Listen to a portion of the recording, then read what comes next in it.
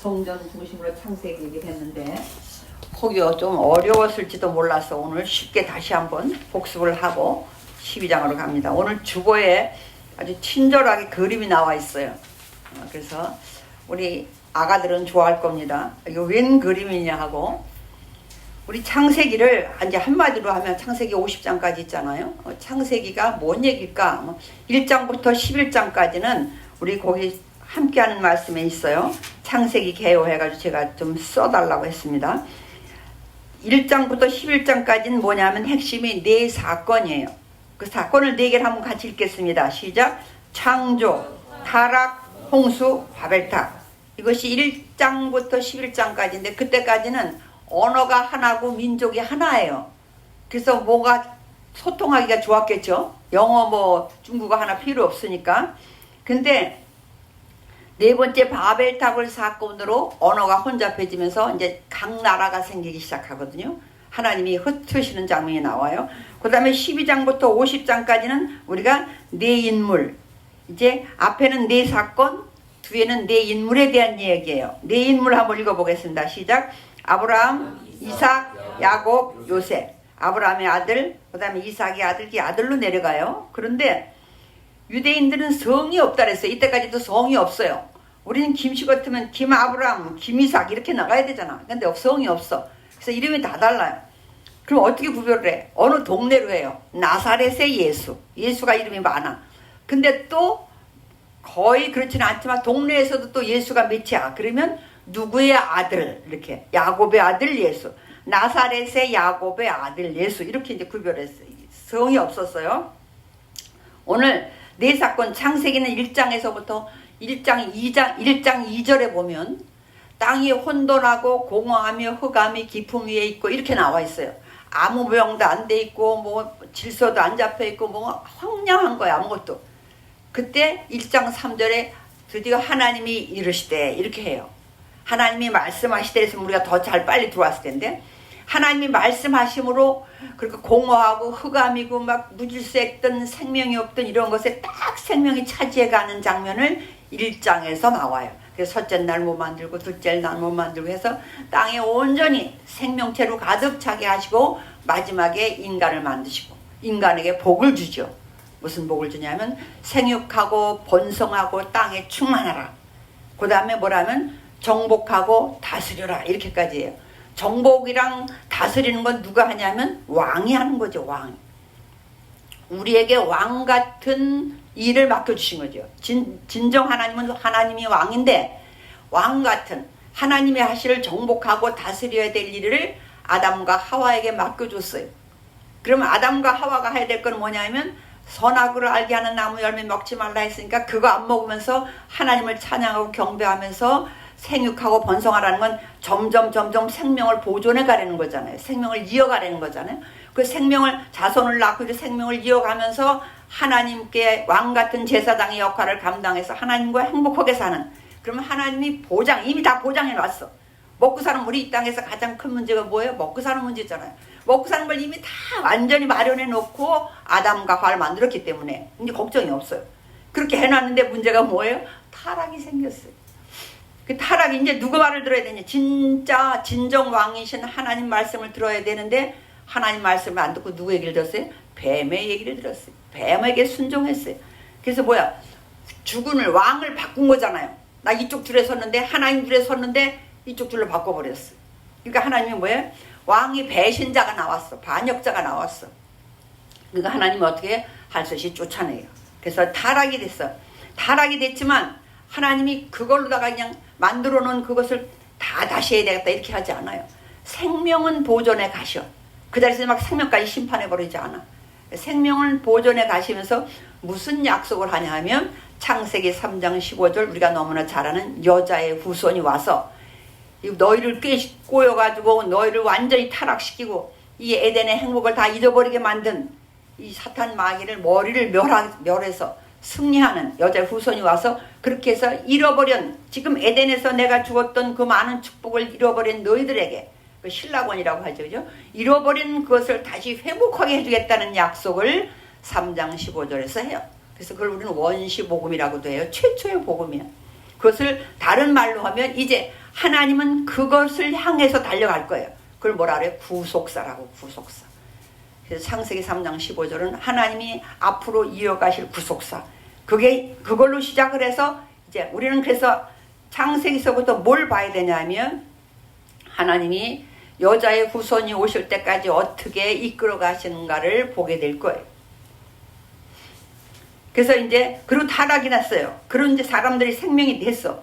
그런데 놀랍게도 이제 사람이 쫓겨나서 우리 그 속에 아담과 하와 속에서는 이제 이미 죄의 맛을 봤단 말이에요. 죄의 맛을 본 사람들이 그걸 못 잊어요. 죄 속에서 사실 낳고 번성해 갔어. 번성해 가니까 점점 악해져.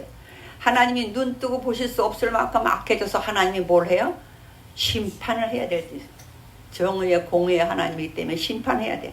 심판을 하는데 그때 홍수 사건이죠. 아, 세상을 물로 심판해야겠다. 그 심판이란 말은 다른 말로 하면 정화하는 거예요. 없는 것, 더러운 것, 잘못된 것을 깨끗하게 하는 정화 작업을 해야 되는 거예요. 그러니까 홍수로 정화하는데 하나님이 그 심판 중에도 은혜를 베푸셔서 은혜의 하나님이기 때문에 은혜의 하나님을 보여주시면서 뭐냐면 그 속에서도 구원할 자는 구원해요. 그래서 미리 알려줘요. 방주를 만들어라. 방주를 만들어라. 그래서 오늘 제목이 뭐냐면 오늘 설교 제목이 뭐예요? 언약에서 언약으로. 이제 창세기 3장 15절 애초에는 무슨 언약으로 시작했냐면 선악과 언약으로 시작을 했어요. 그것만 안 먹고 나머지 말씀대로만 잘 살면 너희들은 보장돼 있는, 나는 너희들을 보장하겠다 이거죠. 근데 그 언약을 어겨버렸어요. 그렇다고 언약 없으니까 없던 걸로 이렇게 안 하시고 다시 3장 15절에 언약을 하는 거예요. 여자의 후손을 통해서 내가 너희들을 다시 복 있는 자리로 불러드리겠다. 그 구속사. 근데 이제 계속 언약이야. 그래서 노아에겐 무슨 언약을 하냐면 방주 언약을 한 거예요. 방주를 만들어라. 그러면 산다. 언약하는 거예요. 약속하는 거예요. 그걸 믿고 하면 살 것이고 무슨 그런 일이 일어나겠어 하면 못 사는 거죠. 그래서 그래도 하나님이 그 심판 속에서도 은혜를 베푸셔서 노아에게는 그런 언약을 했어요. 그리고 이제 홍수가 다 끝나고 모든 생물들과 부장에서 무슨 언약을 하냐면 무지개 언약을 해요. 너무 내가 그렇게 너무 눈 뜨고 볼 수 없어서 정화하기 위해서 깨끗이 하긴 했지만 너무 가슴이 아픈 거예요. 그래서 다시는 물로는 심판하지 말자. 물로 심판하지 말자는 얘기는 생명을 그냥 보존해 주겠다는 뜻이에요.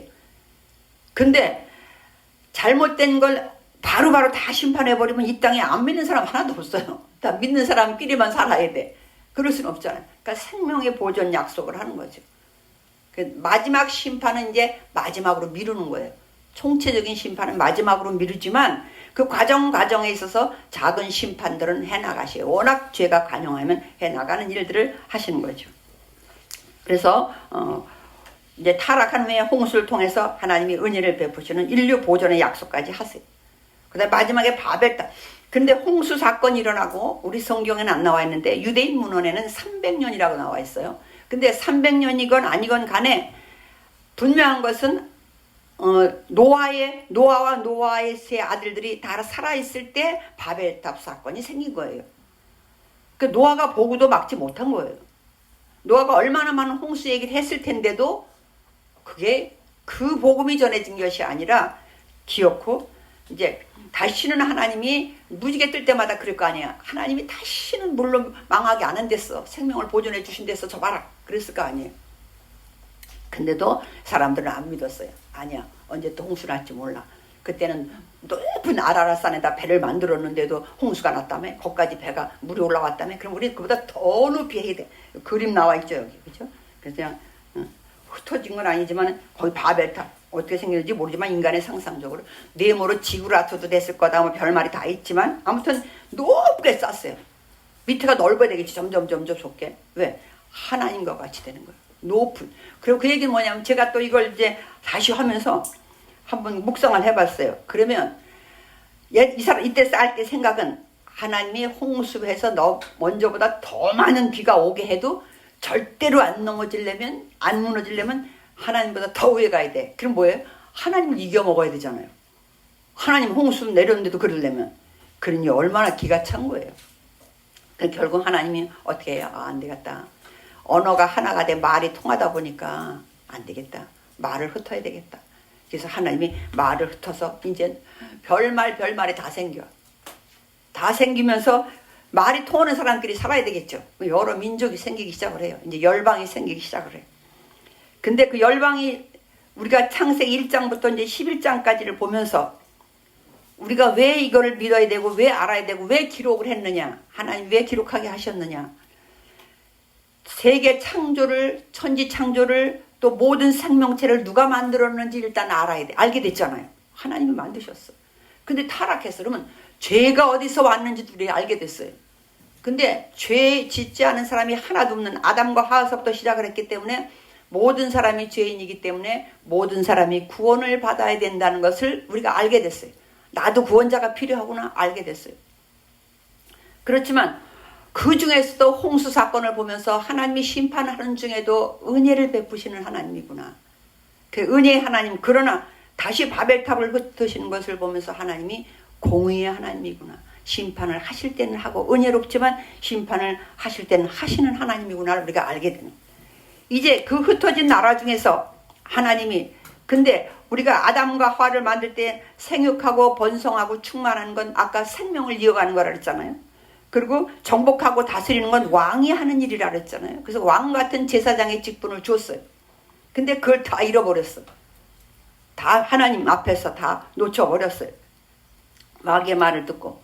이제 하나님이 오늘 12장 우리가 읽은 것은 이제 많이 흩어진 민족이 많아졌잖아요. 그 중에 한 민족을 하나님이 선택을 해서 하나님의 나라를 만들 계산을 하세요. 하나님의 나라를 건설해야 되겠다. 하나님의 나라라는 것은 하나님이 왕이어야 돼요. 하나님이 왕이라는 얘기는 하나님의 말씀을 듣고 통치를 해야 돼요. 그래서 하나님의 말씀이 곧 법이 돼야 돼요. 근데 이미 만약에 나라가 건설됐다면 그거를 갈아엎어서 정하기는 거의 불가능하죠. 하나님이 보셨잖아, 우리 인간성을. 그렇기 때문에 새롭게 시작을 하셔요. 내가 왕이 되고 내 말을 듣고 내가 살려는 땅에서 내가 약속한 것대로 순종하는 그런 민족을, 하나님의 나라를 만들어야 되겠다. 그러면 그 사람은, 내가 선택한 사람은 무슨 사람이 돼야 되냐면 왕 같은 제사장이 돼야 돼. 그 역할을 해야 돼. 생육하고 번성하고 축복하는 건 내가 복을 하나님이 주실 거니까. 그래서 선택한 사람이 오늘 12장의 아브라함이었어요. 그래서 우리 12장 본문으로 다시 돌아옵니다. 12장 1절 이렇게 해요. 여호와께서 아브라함에게 이르시되 너는 너의 고향과 친척과 아버지 집을 떠나 내가 내게 보여줄 땅으로 가라. 이때의 얘기는 한 4,000년 전 얘기거든요. 그러면 우리가 100년 전에만 해도 고향을 떠난다는 건 엄청 힘들어요. 모든 보호막을 떠나는 게 돼버리거든요. 더군다나 그냥 이 시대, 그때도 마찬가지겠지만 이 시대도 얼마나 도둑, 도적 이런 사람이 많겠어요. 근데 뭐라고 얘기냐면 너의 고향, 그 다음에 친척, 그 다음에 아버지 집, 이렇게 저기 단위가 좀 좁혀와요. 너의 부모까지 떠나라는 거예요. 그리고 내가 보여줄 땅으로 가라. 어디라고 아직 말하지 않았어요. 근데 2절, 내가 너로 큰 민족을 이루고. 근데 놀랍게도 지금 아브라함은 아직 자식이 없어요. 75세까지 됐는데 자식이 없어. 근데 큰 민족을 이루겠대. 우선 큰 민족은 그만두고 하나만이라도 있었으면 좋겠어. 근데 없어. 3절, 너를 축복하는 자에게는 내가 복을 내리고 너를 저주하는 자에게는 내가 저주하니 땅의 모든 족속이 너로 말미암아 복을 받아. 이거는 땅의 모든 족속이 너로 말미암아 복을 받는다는 것은 네가 영향력이 많아서 그렇다는 것보다는 아까 창세기 3장 15절 말했잖아요. 여자의 후손. 그 후손이 결국은 아브라함의 후손으로 오기 때문에 그가 메시아가 구원자가 돼. 구속사로 지금 가는 거잖아요. 그 일을 하나님이 하시는 거예요. 창세기 3장 15절에 언약했던 그 언약을 이어가시는 걸 아브라함을 선택을 하는 거예요. 근데 4절 다 같이 읽겠습니다. 시작. 이에 아브라함이 여호와의 말씀을 따라갔고 롯도 그와 함께 갔으며 아브라함이 하란을 떠날 때에 75세였더라. 75세의 노인이에요. 물론 그때 더 오래 살긴 했지만 오늘 같은 노인이 아닐 수는 있지만, 왜냐하면 75세 85세가 아이를 낳을 수 없는 그런 걸로 본 걸로 봐서 그때도 늙긴 늙었어요. 그러나 오래 살 수 있었던 거지. 그 늙음의 속도가 좀 다를 수는 있겠지만, 근데 놀라운 것은 아브라함이 여호와의 말씀을 따라갔대. 오늘 우리가 이제 쭉 뒤에 보면 그가 어떤 사람인지 우리가 알지만 아브라함이 하나님의 말씀, 여호와의 말씀을 따라갔다는 이 순종 하나가 아브라함의 인생을 하나님의 보장해줘요. 참 놀라워. 우리가 살면서 다 잘할 수 없어요. 근데 지금이 최악의 정말로 믿음이 있느냐 없느냐가 시험대에 오른 말이 안 되는 때잖아요. 이거 어딜 가. 근데 그 말씀을 따라간 것 하나님이 그거 하나 보시고 아브라함이 얼마나 실수를 해도 그래도 언약으로 축복으로 끌고 가요. 나중에 보면 잘못은 다른 사람이 했는데 다른 사람이 벌받아. 말이 안 돼. 다른 사람이 볼 때 말이 안 돼. 이게 아브라함이 잘못했잖아요. 그래도 아브라함을 야단치는 게 아니라 오히려 아브라함은 복이 되게 하고 상대방을 해. 그래서 그 집은 뭔 잘못이요? 우리가 보기엔 이상한 것 같아. 근데 하나님이 요걸 우리가 다윗의 사건을 보면서 다윗의 사건에서 정말 못된 짓 했잖아요. 처음엔 막 오히려 힘이 없을 때는 잘했어. 쫓겨다니고 그럴 땐 하나님만 의지해야 되니까. 근데 힘이 생겨서 왕이 되고 나니까 천하의 못된 짓은 다 했어. 근데 그래도 하나님이 끝까지 다윗을 지키시고 끝까지 복을 주시는 이유가 뭐냐면 한 번 잘한 게 있어요. 보통 때도 의지했다고 하지만 우리가 사무엘하 7장에 보면 성전을 짓겠다는 얘기가 나와요. 하나님, 제가 이렇게 좋은 집에 사는데 아무리 생각해도 성전을 지어야지 이게 말이 안 됩니다. 하나님, 제가 성전 짓겠습니다 하면서 선지자에게 말하잖아. 나란 선지자가 성전 짓게요. 그때 선지자도 기가 막혔죠. 맞습니다. 잘했습니다. 근데 하나님이 아니다 그러잖아요. 아니다고 하지만 그 마음을 엄청 감사하게 받아. 엄청 기쁘게 받으셔요. 그거 하나, 그리고는 거기다 대고 막 약속을 쏟아부으셔. 내가 뭐 해줄게 막 네가 내 집을 줘, 내가 네 집을 줘줄게, 막 네 자손이 대대로 왕이 되게 막 그래요. 하나님이 그 약속을 끝까지 지키죠. 근데 그 이후에 다윗이 엄청난 사고를 쳐. 근데 하나님이 약속한 그걸 그대로 지켜나가요. 물론 그렇다고 해서 잘했어 그러진 않아요. 거기에 대한 징계는 하지만 그 언약을 지켜나가요. 근데 오늘 하나님이 그 언약을 아브라함을 통해서 하는데 떠나릴 때 떠난 거 이거 그리고 그가 여기는 간단하게 나와 있지만 제사장, 그래서 우리는 족장 아브라함 이삭 야곱을 족장 제사장이라고 하거든요.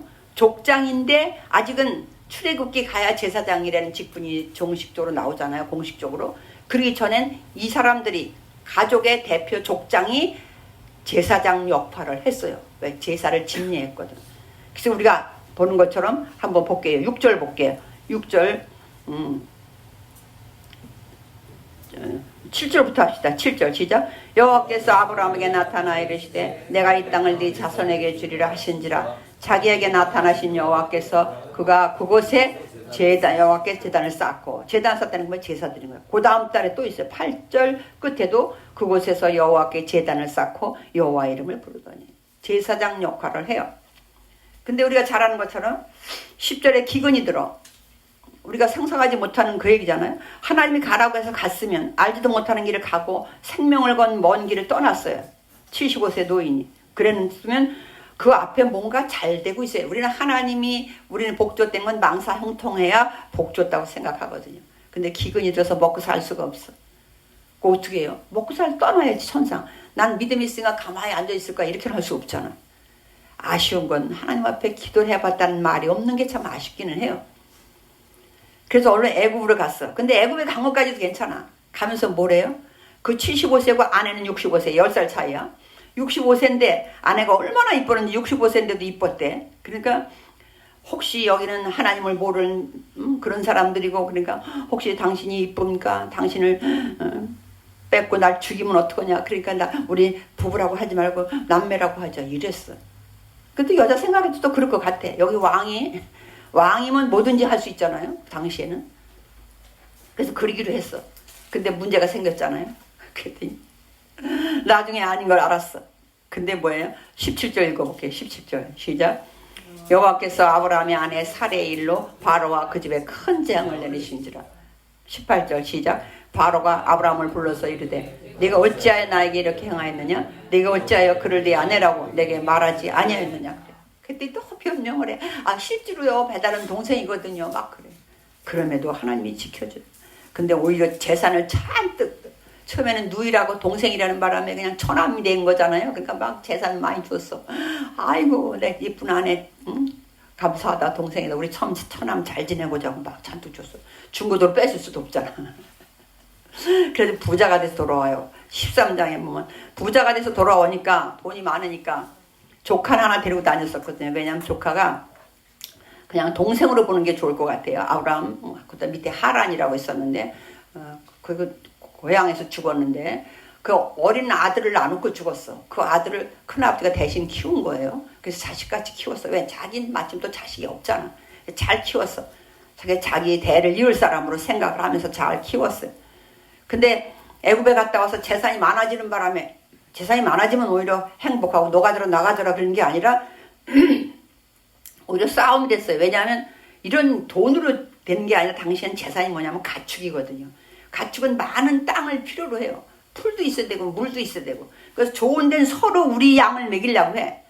아브라함의 종들은 자기 거 먹이려고 하고 롯은 그 조카 롯은 자기 거 먹이려고 하고 이렇게. 그러다 보니까 아브라함이 볼 때 예 우리가 이런 거 가지고 싸워가지고 되겠냐. 우리 이제 분가하자. 네가 원하는 쪽으로 가라. 네가 원하는 쪽으로 어디든지 가면 나는 반대쪽으로 가겠다. 그래서 롯이 가만히 보니까 10장 한번 볼게요. 시작. 이에 롯이 눈을 들어 요단 지역을 13장이에요. 13장 10절 시작. 이에 롯이 눈을 들어 요단 지역을 바라본즉 소알까지 온 땅에 물이 넉넉하니 여호와께서 소돔과 고모라를 멸하셨습니다. 여호와의 동산 같고 애굽 땅과 같았더라. 애굽이 그렇게 살기 좋은 데인가 봐요. 애굽 땅이라고 비교하는 거 보니까. 근데 물 많고 풀 많으면 뭐야? 일단은 가장 좋잖아요. 그럼 뭐 같다? 여호와의 동산 같다. 에덴 같다. 천국 같다는 게 얼마나 좋아 보이는지 그리 갔어요. 그러니까 이제 하나가 떠나니까는 뭐야? 아브라함은 안 떠나도 돼. 여기 있어도 돼. 하나가 이미 떠났으니까. 근데 속으로 얼마나 서운했겠어요. 저놈 내가 내 후계자로 내 대를 이을 놈으로 생각을 했는데 떠나갔구나 이렇게 생각했겠죠. 얼마나 우리가 상상하는 그 이상일 거예요. 얼마나 의지가 됐고 그랬어요. 그랬더니 그때의 14절 시작. 롯이 아브라함을 떠난 후에 여호와께서 아브라함에게 이르시되 너는 눈을 들어 너 있는 곳에서 북쪽과 남쪽 그리고 동쪽과 서쪽을 바라보라. 16절 내가 내 자손이 땅에 티끌 같게 하리니 사람이 땅에 티끌을 능히 쓸 수 있을진데 내 자손도 세자. 또 이제 혼자 그렇게 심란한 거 알고 하나님이 딱 찾아오셨어요. 야 걱정하지 마라. 이 땅 너 왔다 갔다 다 해봐라. 봐라 쳐다봐라. 다 줄게. 자손도 줄게. 그래. 지금 그 말이 귀에 들어올지 안 들어올지는 모르겠지만 하여튼 약속을 해요. 그리고 이제 조카는 소돔과 고모라 쪽으로 가가지고 아주 잘 먹고 잘 사는 줄 알았더니 14장에 이제 연합군이 4나라 연합군과 5나라 연합군 싸움이 붙었는데 그 중에 13절 한번 읽어볼게요. 시작. 도망한 자가 와서 히브리 사람 아브라함에게 알리니 그때 아브라함이 아모리 족속 mamre의 상수리 숲을 근처에 거주하였더라. mamre는 에스골의 형제여 또 아넬의 형제라. 이들은 아브라함과 동맹을. 근데 뭐냐면 11절 위로 올라와서 11, 12절 시작. 내 왕이 소돔과 고모라의 모든 재물과 양식을 빼앗아가고 소돔에 거주하는 아브라함의 조카 롯도 사로잡고 그 재물까지 노력하여 갔더라. 연락이 왔는데 좋은 연락이 아니야. 주인님 주인님 조카 롯이요. 지금 그 나라 전쟁이 났는데요. 패배하는 쪽이었어요. 다 잡아가 버리고 재산도 다 끌려갔어요. 사람도 끌려갔어요. 그러니까 또 가만히 있을 수는 없잖아요. 아브라함이 가서 결국은 승리해가지고 돌아와요. 다 도로 사람들 잡고 돌아와. 돌아올 때 18절 시작. 살레망 멜기세덱이 떡과 포도주를 가지고 나왔으니 그는 지극히 높으신 하나님의 제사장이었더라. 그가 아브라함에게 축복하여 이르되 천지의 주제시오 지극히 높으신 하나님이여 아브라함에게 복을 주옵소서. 너희 대적을 내 손에 붙이신 지극히 높으신 하나님을 찬송할지로다 하매 아브라함이 그 얻은 것에서 10분의 1을 멜기세덱에게 주었더라. 최초의 11조 드리는 장면인데 그 살레망 멜기세덱이 이걸 가르쳐줘요. 20절 너희 대적을 내 손에 붙이신. 아브라함이 듣고 내가 잘 싸운 게 아니었구나 여기서 알았을 거예요. 어쩐지 싸움이 이기더라. 어쩐지 싸우기 쉽더라 그랬을 거예요. 왜냐면 너희 대적을 네 손에 붙이신 분은 하나님이다. 그렇게 알려주는 거예요. 그 하나님을 찬송해라 그러는 거예요.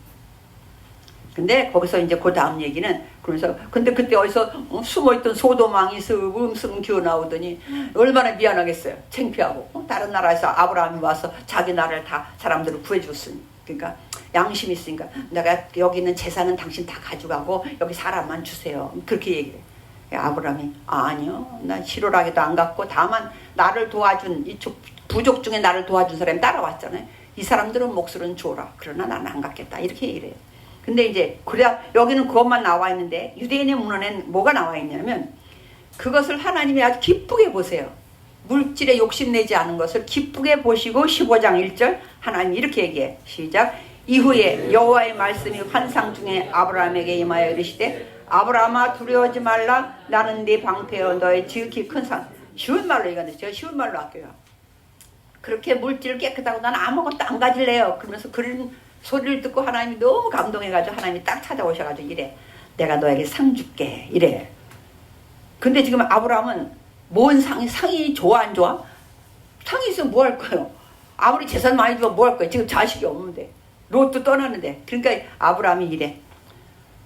자식도 없는데 뭔 상이요? 내가 이제 좋게 하는 거예요? 쉽게 하는 거예요? 내가 너에게 상 줄게. 아 자식도 없는데 상 뭔 상이요? 그래. 아니 자식 줄게. 네 씨를 줄게. 3절 볼게. 3절 15장 3절 시작. 아브라함이 또 이르시되 주께서 내게 씨를 주지 아니하셨으니 내 집에서 길른 자가 내 상속자가. 왜? 조카도 가버렸어. 근데 거기서 길른 자 중에 하나가 이제 엘리에셀이라고 있어요. 종. 그러니까 뭐라고 하냐면 저한테 자식도 안 주셨잖아요. 그냥 우리 집에 종 하나 있거든요. 엘리에셀. 걔 상속자 만들 거예요. 이러는 거야. 이때 상속자 만들 거 이렇게는 안 했을 것 같아. 사춘기 아들 뭐냐, 사춘기 뭐냐 그렇게 얘기했을 거예요. 그냥 엘리에셀은 데려갈게요. 이랬을 거예요. 그랬더니 우리가 잘 아는 5절, 4절부터 시작. 여호와의 말씀이 그에게 임하시되 그 사람이 내 상속자가 아니라 내 몸에서 날 자가 내 상속자가 되리라 하시고 그를 이끌고 밖으로 나가 이르시되 하늘을 우러러 무뼈를 셀 수 있나 보라. 또 그에게 이르시되 내 자손이 이와 같으리라. 이제 시청각 교육을 하시는 거예요. 하늘에 밖에 나가서. 옛날에는 우리나라도 하늘의 별이 얼마나 잘 보였어요. 지금은 하도 이래서 안 보이지. 어마어마하게 많아 별이. 야 별 좀 쉬어봐라. 너무 많아서 못 쉬어요. 그래 네 자손도 그렇게 해줄게. 근데 말이 돼 안 돼? 말이 안 되잖아요. 근데 6절 시작. 아브라함이 여호와를 믿으니 여호와께서 이를 그의 의로 여기시고. 이 말이 뭐냐면 바울이 어디 가나 왜 할례 받아야 된다고 막 그럴 때 할례로 구원받는 게 아니고 믿음으로 구원받는 거다 하면서 아브라함이 믿었지 않냐 요 말이에요. 지금 15장 6절에 이 말이야. 아브라함이 그 말을 믿었을 때 하나님이 그걸 의로 여겼다는 얘기는 행동과 마음이 하나님과 일치했다는 거예요. 그 생각하는 거와 그 움직이는 마음이 행동이 딱 하나님과 일치해서 그걸 하나님이 의로 여겨줬다는 거야. 오케이 됐어 해줬다는 거야. 그러면서 뭐라고 하냐면 7절 시작. 또 그에게 이르시되 나는 이 땅을 내게 주어 소유를 삼게 하려고 너를 갈대아인의 우르에서 이끌어낸 여호와니라 이래요. 내가 너 갈대아에서 왜 끌어낸 줄 아냐.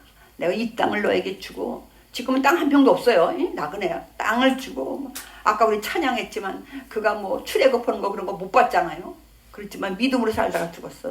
근데 그러고 나니까 이제 아브라함이 그래요. 근데 그걸 어떻게 믿어요? 근데 어떻게 말은 고상해. 말은 8절 시작.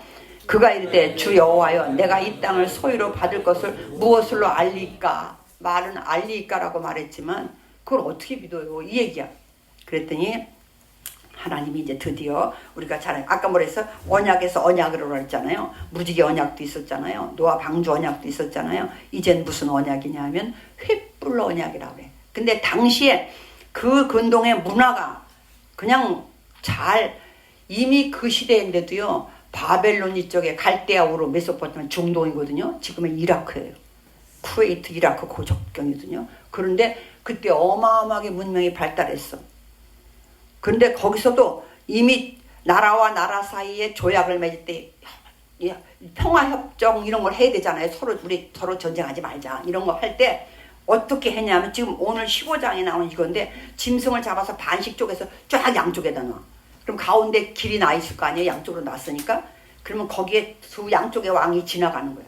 지나가면서 약속을 하는 거예요. 우리 누군가가 약속을 어기면 죽는다 이 얘기야. 반 쪼개놨으니까 죽는다. 그건 뭐야? 생명을 건 언약이에요. 그 시대에 그 언약을 하나님이, 그러니까 하나님은요 그 시대에 맞는 걸로 역사해요.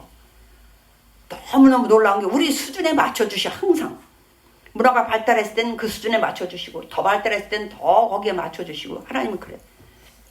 그러면서 그 사이에 딱 지나가는데 아브라함은 그때 그냥 기다려서 잠이 들었나 봐. 깜빡깜빡. 근데 무시시 비몽사몽간이었겠죠. 그랬는데 그 사이에 뭐가 지나가냐, 횃불이 지나가. 횃불은 우리가 출애굽할 때 보면 불은 하나님의 임재의 상징이거든요. 근데 자기는 안 지나갔어. 하나님이 일방적으로 언약해 주신 거예요. 그 대신 넌 지키라는 거죠. 근데 여기서 뭐 이제 새는 쪼개지 않은 게 그런 게 나와요. 근데 뭐 어떤 분은 새는 쪼개지 않았기 때문에, 근데 뭐 여기서 무슨 말이 나오냐면 13절 한번 볼게요. 12, 13절 시작. 해질 때에 아브라함에게 깊은 잠이 임하고 큰 흑암과 두려움이 그에게 임하였더니 여호와께서 아브라함에게 이르시되 너는 반드시 알라. 네 자손이 이방에서 객이 되어 그들을 섬기겠고 그들은 400년 동안 네 자손을 괴롭히니. 아니 느닷없이 왜 또 400년 동안 종노를 하겠다고 나오니까 어떤 분들은 거기서 쪼갠 고기사 위에 이제 쭉 보면 9절에서부터 그 암염소 뭐 순양 산비둘기 집비둘기 이런 걸 쭉 놓고 나서 이렇게 돼 있어요. 10절에 이런 말을 해요. 아브라함이 그 모든 것을 가져다가 그 중간을 쪼개고, 이 짐승 쪼개는 건 아브라함이 한 거예요. 그 쪼갠 것을 마주 대하여 놓고 그 새는 쪼개지 아니하였으며, 새는 쪼개지 않았기 때문에 아마 그 벌을 받았다 이렇게 말하는 분들을 내가 한번 들었는데 그건 아니에요. 레위기 5장에 보면 새는 쪼개지 않게 돼 있어요. 워낙 조그만 걸 뭘 쪼개나. 성막론 배울 때 보면요, 짐승을 잡을 때 누가 잡냐면 다 죄인이 잡아요. 짐승을 내가 무슨 죄를 졌어. 그러면 이제 용서함 받기 위해서 짐승을 끌고 가잖아요. 그리고 짐승 양쪽 뿔을 붙잡고 기도를 해요. 뭐라고 하냐면 내가 이런 죄를 졌는데 얘한테 죄를 보냅니다. 이 짐승에게, 짐승은 억울해. 죄는 지들이 져놓고 사람이 져놓고 얘한테 전가합니다. 내가 죽을 수 없으니까 이 짐승을 대신 죄를 짊어지고 죽겠으니 나를 용서해 주세요 이 뜻이거든요. 그런데 가난하면 새를 드리는 거거든요. 그 짐승은 드릴 만한 게 새도 못 드릴 형편이면 밀가루를 드리거든요. 근데 지금 새를 드렸는데 새를 쪼갤 게 뭐 있냐고. 새 중에서도 새끼를 드려야 될 경우도 있어. 왜? 큰 새끼 잡아먹으면 안 되잖아. 그래서 새는 아무튼 작단 말이에요. 그래서 다른 건, 짐승은 본인이 가서 본인이 잡아요. 막 각을 뜨고 피를 철철 다 흘려 잡아. 그걸 본제단에 옮기는 것만 제사장이 하거든요. 놀랍게도 하나님이요, 새 잡는 건 제사장이 잡게 해놨어요. 본인이 잡을 때 얼마나 좀 마음이 아프잖아요. 가난하니까, 드릴 게 없으니까. 세상으로 말하면 얼마나 창피하고, 다른 사람들 다 새 짐승 드릴 때 난 드릴 짐승이 없어. 근데 제사는 드려야 돼. 그래서 새를 잡는데 그 새도요, 이렇게 상대가 그 죄인이 보게 잡지 않아요. 이 손 안에다 이렇게 놓고 잡아요. 하나님이 얼마나, 내가 이걸 다시 준비하면서 하나님이 막 고아, 과부, 뭐 그냥 나그네 그렇게 늘 애처로 하시는 이유가 그 제사 드리는 것까지도 다 배려했다니까. 그래서 새는 안 쪼개는 게 레위기의 법이에요. 그래서 여기는 그 때문에 400년 동안 그랬다. 이건 좀 근거가 없는 것 같고, 어쨌든 이유는 모르겠는데 하여튼 400년 동안 있다가 오는데, 그럼 우리 생각해, 뭐 400년 동안까지 있어 그냥 지금 그냥 가나안 땅 주면 되지 이렇게 생각할 텐데 아니에요. 뭐라고 하냐면 하나님은 누구를 심판할 때 안 믿는 사람이라고 해서 심판할 때 막 하시지 않아요. 그들이 공의의 하나님이잖아요. 그래서 뭐라고 말하냐면, 왜 지금 가나안 땅을 지금 한 평도 안 줬어? 가나안 땅으로 오라고 불러놓고는 한 평도 안 줬어. 그 왜 안 줬나? 그럴 수 있잖아요. 근데 뭐라고 말하냐면 이렇게 말해요. 16절 같이 읽겠습니다. 16절 시작. 네 자손은 4대 만에 이 땅으로 돌아오리니 이는 아모리 족속의 죄악이 아직 가득 차지 아니함이니라. 거기 살고 있는 아모리 족속이 하나님의 심판을 받을 만큼 아직은 죄를 짓지 않았다는 거예요. 그때까지 기다려야 그들을 쫓아내고 심판하면서 쫓아내고 그 땅을 주겠다는 거예요. 이것이 하나님의 뜻이에요. 하나님은 아무 때나 우리 믿는 사람을 위해서 안 믿는 사람 막 처단 안 해. 그럼 이 세상에 안 믿는 사람이 어디 있겠어요? 그죠? 그래서 이제, 그리고 횃불 언약을 그 횃불 쪼갠 횃불 사이로 횃불이 지나가면서 이렇게 얘기해. 18절 시작. 그날에 여호와께서 아브라함과 더불어 언약을 세워 이르시되 내가 이 땅을 애굽 강에서부터 그 큰 강 유브라데까지 네 자손에게 또 언약을 세우는 거예요. 계속 언약이야. 그렇게까지 했어요. 그랬는데 그러면 원래는 기다려야 돼, 안 기다려야 돼? 기다려야 돼요. 근데 가만히 보면 내가 이걸 보면서 아브라함도 참 그 순간은 믿음이 있어. 그러니까 우리도요. 교회에 있을 때는 믿음이 있는 것 같아. 말씀이 아멘이 돼. 돌아갈 때는 안 돼. 문 열고 나가서부터는 안 돼. 주차할 때서부터 싸워야 되니까 안 돼. 근데 놀란 거지. 16장에 이제 보니까 10년을 기다렸어요. 일단 그건 얘기로만 할게요. 10년을 기다렸어. 그러면 하나님이 언약을 했는데 10년 동안 기다린 건 내가 보기엔 많이 기다렸다고 생각을 해. 우리 10년 못 기다려요. 왜? 기도합니다. 뭐 무슨 작정기도 해. 제일 많이 해봤자 40일이야. 그죠? 작정기도 해. 100일까지도 안 해. 그래도 안 하면 작정기도 금식기도 별거 다 해보거든요. 그런데 10년을 기다렸는데도 소식이 없어. 그러니까 그때나 이때나 사례가 여자가 어디 가나 이거 문제가 좀 있어. 죄송합니다. 그런 문제 아니야. 하여튼 여자가 지혜가 있어. 그러니까 여자가 고민을 많이 했던 것 같아요. 어떻게 된 건지. 내가 직접 하나님 앞에 들은 건 아니지만 우리 남편 말이 맞나? 그 맞으면 왜 나도 이제 못 낳아. 자기는 이제 애를 못 낳겠어 생겼어요. 그러면 어떡하지? 그럼 천상? 남편은 낳을 수 있다고 생각을 했던 것 같아. 그러면 다른 여자를 해야 되나?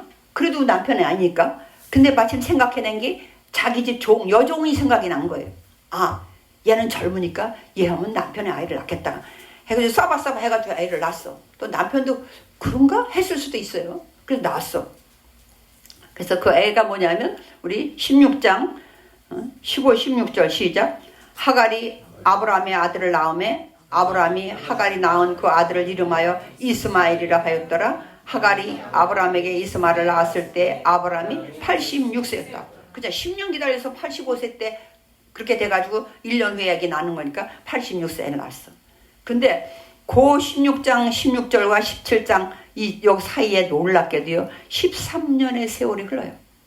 하나님이 안 나타나. 그래 네 마음대로 해라. 애 낳았으니까. 근데 지금 아브라함은 아마 별 걱정 없었을 거예요. 아이가 생겼으니 얼마나 좋아. 얘를 잘하는 거 보면 여러분 자식 키우면 얼마나 이뻐요. 더군다나 그 시대에 얼마나 이뻐. 돈도 많고 재산도 많고 사람도 많고 종도 많아. 근데 자식만 없었어. 근데 그 자식이 생겼어. 근데 또 아들이야. 그 당시에 얼마나 좋았겠어요. 세월 가는 줄 모르고 막 살았어. 세상 걱정도 없어. 13년 후에 17장 1절 시작. 아브라함이 99세 때에 여호와께서 아브라함에게 나타나서 그에게 이르시되 나는 전능한 하나님이라 너는 내 앞에서 행하여 완전하라. 완전하지 않았다는 얘기잖아요. 13년 만에 딱 나타나셔서 잘 있었니? 이러지 않아. 뭐라 그래? 야 나는 전능한 하나님인데 내가 약속한 거 안 지킬까 봐 네 마음대로 했냐? 그 얘기에 지금 의혹을 하는. 그래서 뭐래? 내 앞에서 행하여 완전하라. 왜 좀 기다리지 못 기다렸냐? 그 얘기를 하는 거예요. 그러면서 2절 시작. 내가 내 언약을 나와 너 사이에 두어 너를 크게 번성하게 하리라. 또 언약 세우러 오셨다는 거예요. 이제 13년 만에 나타나셔서 이제 아브라함이 할 말이 없어. 그래가지고 그냥 3절 아브라함이 엎드렸어. 그러고 나니까 지는 막 룰루랄라 재밌다고 살았는데 우리가 어느 날 이렇게 룰루랄라 재밌게 막 사는데 하나님이 나타나시면 참 할 말 없지요. 예수님 때문에 막 힘들고 막 그럴 때 나타났으면 투정이라도 하지. 하나님 왜 이제 나타나셨어요? 너무 힘들어 죽겠거든요. 지금 막 이럴 수 있는데 세상 거에 재밌어가지고 막 살고 나는데 하나님 나타나셔. 나는 전능한 하나님인데 내 앞에서 행하여 완전하라. 왜 좀 못 기다렸니? 그러면 어떻게 되겠어? 그러면서 이제 또 약속을 해. 이제는 네 이름이 아브라함이 아니고 아브라함은 뭐 뛰어난 아버지 뭐 이렇게 간단한 작은 규모잖아. 아브라함은 열국의 아비 이런 뜻이거든요. 이름 바꿔라. 그러면서 무슨 얘기를 하냐면 이래요. 7절 시작. 내가 내 언약을 나와 너 및 내 대대 후손 사이에 세워 영원한 언약을 삼고 너와 내 후손의 하나님이 되리라. 이렇게 얘기를 해요. 그래서 10절 시작. 너희 중 남자는 다 할례를 받으라. 이것이 나와 너희와 너희 후손 사이에 지킬 내 언약이니라. 이제 또 뭐라고 그래요? 또 와서 언약을 또 다시 해. 할례 언약이야 이제. 이게 그 유명한 그냥 바울이 그렇게 이방 선교로 다닐 때 이 할례 때문에 유대인들은 할례 받아야 돼요. 예수도 믿고 할례를 받아야 구원받는 거지. 예수만 믿는 거 가지고는 안 돼요. 막 그럴 때 우리가 아까 이미 15장에서 아브라함이 믿어서 의를 여겨줬다 그랬잖아요. 16장, 17장 이 뒤에 와서 할례 받았잖아요. 이미 의로 여겨서 의인이라고 구원받고 난 후에 할례 받았거든요. 그러니까 구원받고 난 표시로 증표로 할례를 받은 거지 할례로 구원을 받는 거 아니라는 게 이게 로마서와 갈라디아서에서 바울이 그토록 강조하는 거거든요. 그래서 이제 하나님이 할례 언약을 하면서 또 얘기해. 19절 시작. 하나님이 이르시되 아니라 네 아내 사라가 내게 아들을 낳으리니 너는 그 이름을 이삭이라 하라. 내가 그와 내 언약을 세우리니 그의 후손에게 영원한 언약. 그냥 또 자손 준다니까 아니에요. 그냥 알았습니다. 됐습니다. 그냥 이스마엘 있으니까 됐어요. 이스마엘로 할게요. 그래. 하나님 아니 네 아내 사라가 나야 돼. 이름도 지어줬어. 뭐라고? 이삭이라고 하라. 이름까지 지어줬어. 굉장히 조금 이제 달라지겠죠. 이름까지 지어줬으니 그러면서 뭐라고 하냐면 이제 언약을 아브라함에게 언약 세웠다면 그 다음엔 아브라함의 자식에게 세워야 되거든요. 그 자식을 지목해. 21절 시작. 내 언약은 내가 내년 이 시기에 사라가 내게 낳을 이삭과 세우리라 이래. 그리고 22절 시작. 하나님이 아브라함과 말씀을 마치시고 그를 떠나 올라가 버리셨어. 하나님이 하실 얘기를 딱 해놓고 야 내년 이맘때 아들 낳을 거야. 이삭이라 이름 쳐. 그리고 나는 이스마엘과 언약한 게 아니고 이삭하고 언약할 거야. 빠이빠이 하고 가버렸어. 그러면 놀라운 것이요. 내가 그래도 아브라함이 복받은 짓을 왜 했나 보니까 안 믿어져. 얘기할 때도 안 믿어져. 하나님 보고 얘기할 때도 그냥 이스마엘로 할게요. 아니라니까. 네 아내 사라가 날 거라니까. 그럼 그냥 가만히 있어. 근데 아까 뭐라 그랬냐면 할례해라 그랬거든요. 그거는 해. 놀랍죠. 내가 이걸 느끼면서 믿음이 없어도 그날 하나님이 주어진 거 하면 그게 믿음이구나. 믿음이 없는 것 같아도 오늘 나에게 믿음으로 주어진 거 하세요. 그게 말씀 읽는 것만 하고 전도하는 것만 하고 기도하는 것만 하면 그게 믿음이더라고. 아니 할래 하라고 그러고 그냥 말도 안 되는 것 같은 얘기를 내년 이맘때 올게. 그때 네 아내 사라가 아들 낳으면 이삭이라고 이름 줘. 그때 내가 이삭하고 언약할게. 그리고 가버렸어. 그런데 아까 뭐라고 말씀하셨냐면 야 오늘 다 할례해 그랬거든. 그 할례를 해요 아브라함이. 놀라운 믿음이에요. 왜? 믿음이 없는 것 같은데 순종해. 여러분 하나님이 보시기에 믿는 그 자리에서 아멘만 하고 안 하면 믿음이 아니야. 못 알아듣는 거지. 그냥 하나님 그게 아니에요 어쩌고저쩌고 했는데 하나님이 가고 났는데 딱 할례를 해. 근데 이 많은 사람 할례하는 게 얼마나 어려워요. 근데 그걸 다 했다는 거예요.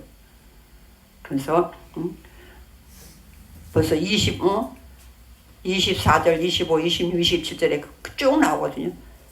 그 집에 있는 남자는 다 데려다가 했대. 그때는 칼도 없어요. 수술도 못해. 근데 다 했다는 거예요. 이 노인네가 99세 노인네가. 여러분 오늘 하나님은 우리에게 언약에서 언약으로 계속 이끌고 가는데 우리 인간은 막 뒤치락다칠 아브라함 보세요. 그냥 맨날 넘어져. 하나님은 아무리 와서 얘기해도 안 믿어져. 그 자리에서는 믿은 것 같아. 돌아서면 안 믿어져. 말이 안 돼. 그리고 또 기다려보다 안 돼.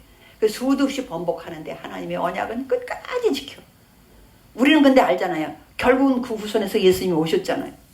우리가 오늘날 지켜야 될 건 뭐예요? 다시 오실 예수님이 새로운 언약, 그게 신약이거든요. 새 언약이니까. 예수님이 신약에 해놓으신 그 언약 믿는 거예요. 내가 다시 반드시 오겠다. 내가 너희들을 사랑한 것까지 서로 사랑해라. 이런 거예요. 그리고 땅 끝까지 이 복음을 전해라. 우리는 그 언약 믿고 가는 거예요. 그래서 오늘 아브라함처럼 우리가 믿음이 안 믿어질 때도 있어요. 안 믿어질 때. 왜? 성경에 있을 땐 믿는데 그걸 나에게 적용할 때 안 믿어질 때가 있단 말이에요. 왜 이렇게 안 되지 나는? 나한테는 이런 일이 안 일어나지? 그럴 때 있다고 말이에요. 그래도 오늘 나에게 주어진 하나님의 일, 그 일을 하면 하나님은 그냥 그것만 보시고 또 하나님이 일을 해요. 하나님이 계획하신 것, 우리를 통해서 언약하신 것을 이루어 가십니다. 그 언약이 우리를 통해서 다 이루어지시기를 주의 이름으로 축원을 드립니다. 기도하겠습니다. 하나님 감사합니다. 그렇습니다. 하나님의 말씀을 아무리 많이 듣고 또 다짐하고 작정하고 해도 우리의 믿음은 늘 흔들립니다. 다른 사람에게는 믿음이 잘 축복이 적용되는 것 같은데 왜 나에게는 안 될까? 그럴 때가 너무도 많이 있습니다. 그럼에도 오늘 아브라함도 그런 삶을 믿음의 조상이라고 하는 하나님의 나라를 만들어가기 위해서 세운 아브라함이지만 아브라함도 그랬지만 놀라운 것은 그러나 그 이후에 그가 그날 해야 될 일들을 하나님의 말씀을 순종하는 모습을 보면서 우리에게 날마다 맡겨주시는 그 일을 잘 감당함으로 그것이 날마다의 믿음으로 연결될 때 하나님이 기뻐하시는 믿음이 될 줄로 믿습니다. 우리에게 그런 믿음을 허락하여 주시옵소서. 감사하며 예수님의 이름으로 기도드립니다.